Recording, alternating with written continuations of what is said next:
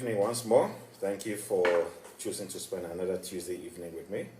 I believe everybody is doing well and it's okay. So last week was an interesting one as well. I think last week's session was session 11. It was about Jeff Bezos and Michael Amankwa, Amazon.com and Ghana Mart.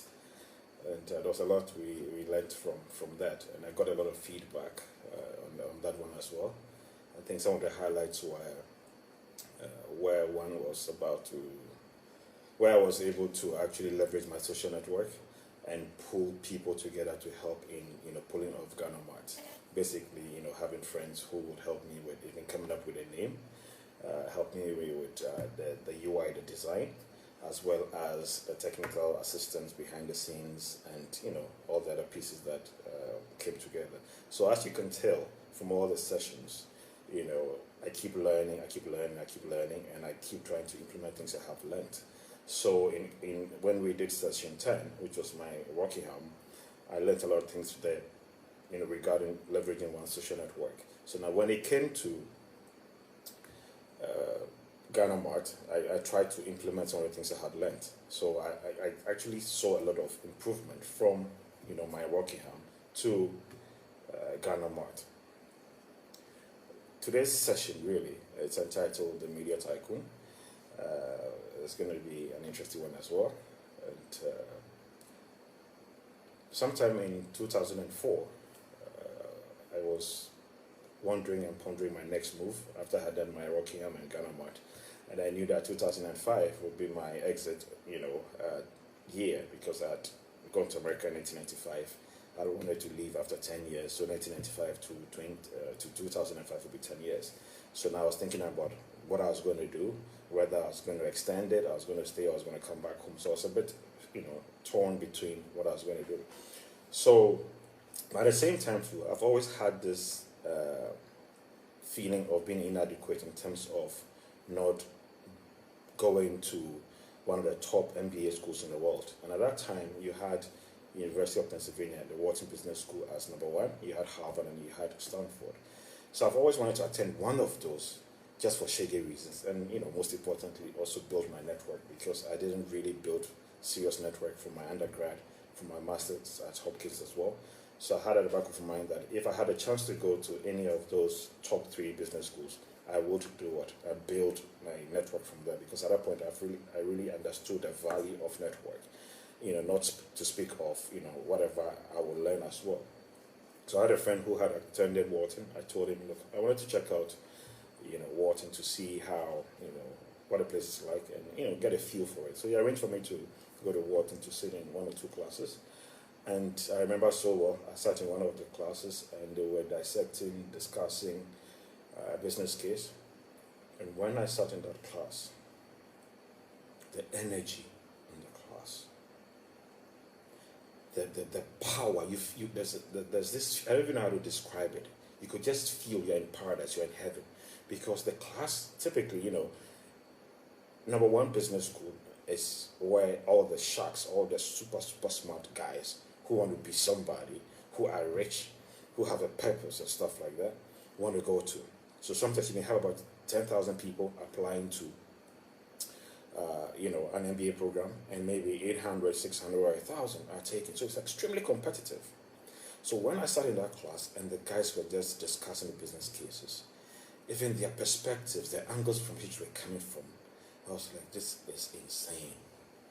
And I just sat in the class and I was just smiling in awe, I was just smiling, and I was excited. I was like, how do I get in here? At the same time, too, I had a belief that I had come far from failing my O levels all the way to where I had gotten to. I had built a good story along the line. All that I had to overcome was getting, a good GMAT score to be able to get into it. So, but whilst, going through that and wanting to do that, at the same time, too, I wanted to do a PhD. I wanted to do a PhD either in philosophy or something like that. And I was like, no, I'm not going to go into academia. I'm not going to, do research. So there's no need for PhD. So even though I had fancied Dr. Mankwa name, it wasn't that heavy. So I decided to ignore that one. But when I thought about the MBA program, I also said to myself, you know what? these programs are always going to be there, and worst case, I could always come back into an executive, MBA, and then, fulfill that dream that I had as well. So, whilst I was pondering all of that, I kept on, going to the bookstore, always researching and reading, stuff like that. I remember one time I was watching TV, and I was watching BET, that's Black Entertainment Television, founded by Robert Johnson, the first African-American billionaire in the US. And it dawned on me that there was only one channel, which was BET, which was for black people in America. But at the same time, too, the African population was growing, the Caribbean population was growing. So then I said to myself, okay, what if I set up a channel to cater for Africans in the diaspora in America, and then also the Caribbean? So we'll have a channel which will, cater for that demographic. So you had BET for the African Americans, then you had one for the Africans in the Caribbean, right? So I started reading about the media industry. So I read about John Malone, Cable Cowboy. I read about Ted Turner. I read about Murdoch. So I read about all of these guys. How did they get started? What was their background? How did they, build the big, media empire they did, through acquisitions, what the strategy, all the strategies that they employed. So I read about it, and I was very, very pumped and fired up. So I said, you know what? Okay, let me just explore and see how far I could get with, this media thing. At that point, for me, really, it was about learning as well. So as much as I was reading and researching, then I kicked it into gear. So the first thing that I wanted to do was, one, have an online media presence whereby folks, either in, anywhere in the world could listen to an online radio, station. I called it Mag Media, Michael Mankwa, and then the AG, I've forgotten what it stood for, media.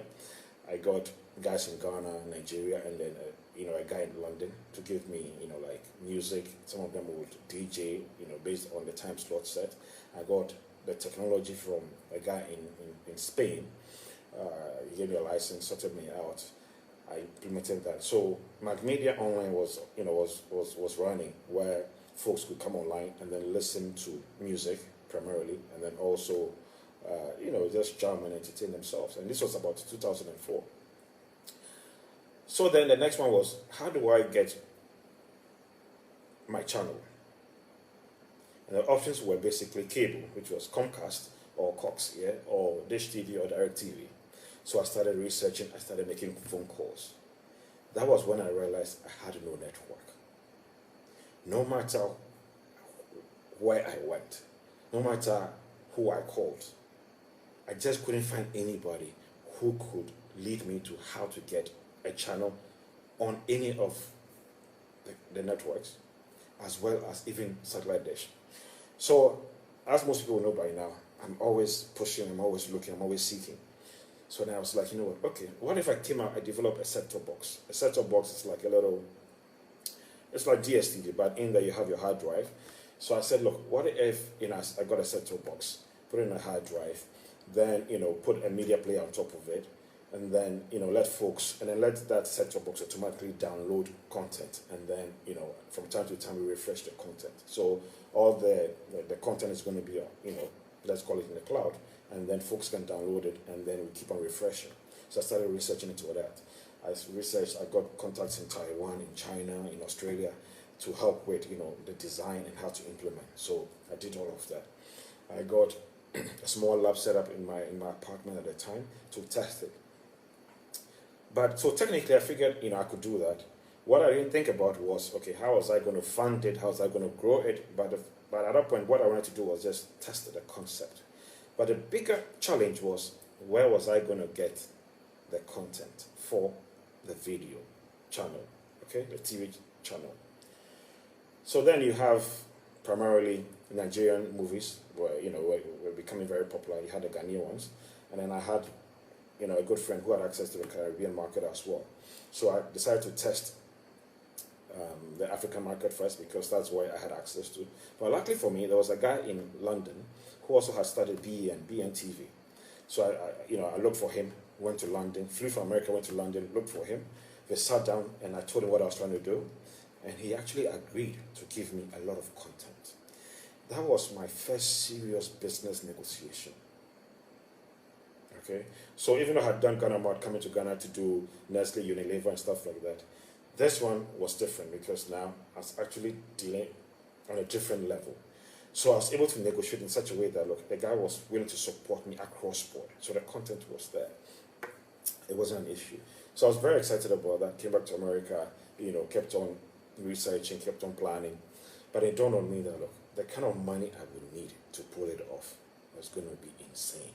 It's going to be insane. The network that I needed to support me was not there. Okay, it was not there. But the lessons I learned from conceiving the idea to trying to come up with a prototype, negotiating content was priceless. And all of these lessons were things that will aid my coming back to Africa and the things I do thereafter. So in life, a lot of times we do things and they may not get far, but there are lessons buried in all of them. And those things largely are buried in your subconscious. And secondly, not only are they buried in your subconscious, but you have to take time to actually ponder and reflect over those periods so that you can learn the lessons from there.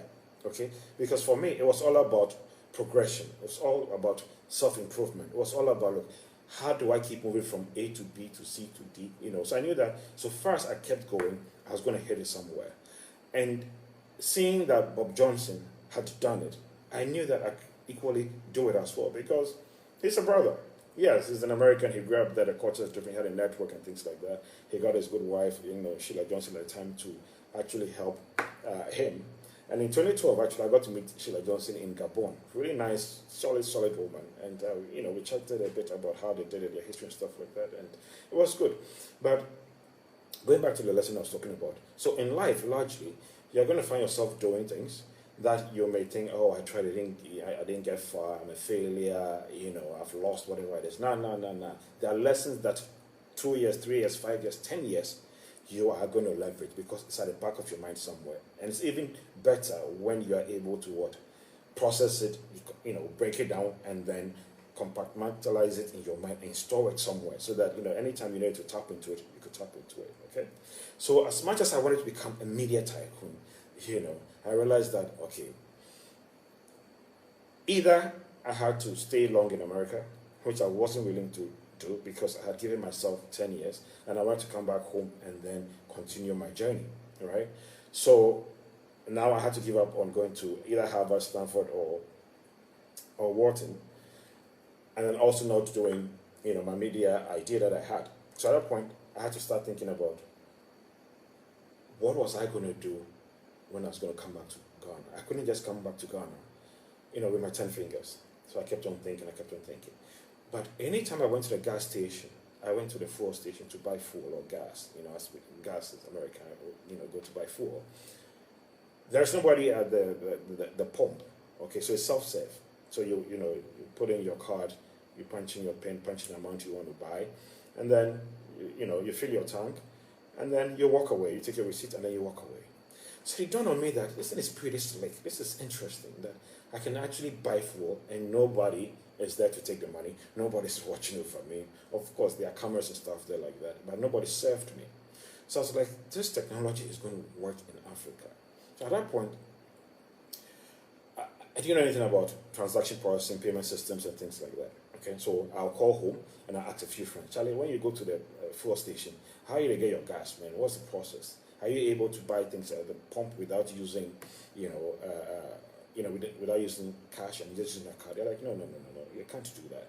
So then as I was researching, then I realized that, okay, not only can you do it at a pump, you also have, point of sale, you also have ATM. So that space is what we call payment systems, transaction processing, okay? So I was totally new to that. But remember that when I went to JMU in 1995, I think my freshman year, I talked about how, the first time I saw a computer, went online with it and was chatting with a friend in Atlanta, in Spelman. I was intrigued, I was marveled by it. So the same feeling, the same experience had come back to me, many years down the line. So I was mesmerized. I was curious about, okay, how does this payment system work? What are the components? So I started researching. So then I started learning about ATMs. Okay, I started learning about the EFT switch, and EFT stands for electronic fund transfer switch. Then I started learning about HSM, the whole security module. Okay, started learning about the mark stripe, and then the chip, the chip which is the ICC component, which now everybody uses, because back then it was mark stripe, right? So I started learning about all of these things. Now I had to figure out, how do you tie it together, and how is this going to work in Ghana? Then after that, I will scale across Africa. Okay, so then I started spending time. I started reading and learning about it.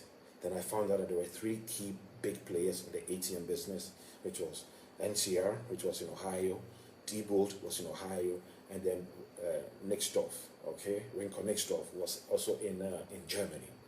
Okay, so now I had to figure out, okay, what are the models, their distribution models? So NCR, for example, will always set up their own shop in countries where they have a presence. Diebold did more of distributors, agents, okay? Then you had Winco. I think Winco also did distributors and agents, okay? And I'm talking, NCR has been around for like more than 100 years. Diebold has also been around for a very long time. They started with, safes and then migrated and stuff like that. So in thinking about all of this, I was like, okay, how do I take all the lessons I had learned and bring it back home to Ghana and then Africa? So when I kept on doing the research, I found out that, look, now Ghana was trying to actually set up a national switch. So then the race was on. I also found out that, there was a guy who was also veering to that space and was way advanced because he was in Ghana and he was actually a white guy. Then I also found out that my good friend Paul Jacques Clystone was way ahead because he had things on the ground. So the race was on. And this was a space that I knew nothing about. Now the next thing was the business model. Am I going to come and just push boxes? Am I going to come and just sell the components individually? How do I even know whether there's business for it in Ghana? Then I found out that NCR had been in Ghana for since independence, 1957. If you talk ATMs, the next thing people mention is NCR. So just like you want to say photocopy machine, people say Xerox. So I knew that there was a monster on the ground. So the next thing was, how do I enter the market? How do I enter the market? My brothers and sisters, my true journey of coming to Africa started in 2004, 2005. I will make about 10 trips in 2005 to Ghana, just talking to banks, talking to the central bank, talking to anybody I could talk to that will give me an insight for me to understand what I was going to get into. For the first time, I came up with a solid business plan for Ghana to do transaction processing.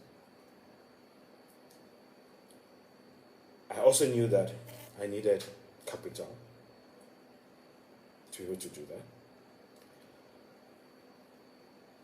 But the passion that I had, the determination that I had, that look, I wanted to come home and set up a business whereby young folks could come and learn, dream, innovate, and dare and do crazy things, was the one thing that tipped it for me. Coupled with, now I'll be home with my loved ones, my family, and my good friends. Now all the things I had learned in America, I was going to bring it to Ghana in a way that, look, we're going to change Ghana. So I remember so well about last quarter, 2020, I went to visit a friend and he had another friend there. And my friend I went to visit introduced me and saw this Michael from, of Cornet. The first thing the guy said, "Oh my goodness, the legend. Charlie, you be legend, you be legend." I said, "Charlie, how?" I said, no, you be legend, man. Charlie, we hear of you, the things you've done. So you're the Cornet guy. I said, "Oh, no, be me. And we joked about it, yeah? So I'm going to be sharing the journey with you, coming to Africa, starting Cornet in Ghana. And Cornet name, it's not an ordinary name. It's a name I came up with. Core, meaning the nucleus, the heart, the yolk, okay, of all networks. Meaning that whatever you do in Ghana, electronically or wherever it is, a piece of it should pass through the Cornet, to pass through our network. So we are the core of all that you do. So I've always dreamt big, wide, deep, broad, all of that. I never wanted something small because it wasn't inspiring. So when you want to do something, dream big. I've always said that. When you want to go to school, go to the best school that you can go to. Because, my brothers and sisters, when I sat in that Wharton class, the guys in there are the people who are leading the big companies in the world today. They are the guys in solid, powerful political positions. And even though we say life is not a competition, it is still a competition. My journey back home has been an interesting one. I have learnt a lot. I have felt things that I didn't expect to feel. I have found myself in dark, dark places. I've had a lot of successes. I had the opportunity to travel to so many different African countries. I've had the opportunity to negotiate with all sorts of people all over the world just to have a dream come true. So, my brothers and sisters, never think small. Always think big. Live your dreams and passions. Pursue them. Don't be discouraged. The road is always going to be bumpy. It's always going to be bumpy. But if it's your true passion, you will even enjoy the bumpy ride. But make sure that when you're enjoying the bumpy ride, you are sitting in a Range Rover. See, when a Range Rover goes through a pothole, you want it to go through multiple potholes because it's a good feeling. Boom, boom, boom, boom, boom, boom. But when you have a small Hyundai Accent, Kia, Tycoon, Matisse fall into a pothole, the feeling is different. So always strive to get the best things in life. So next week is going to be coming to Africa, and the real story starts.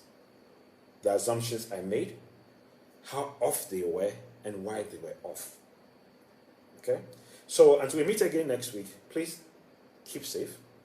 Thank you for watching, and let's continue being good people. Thank you so much, and catch you next week. Bye-bye.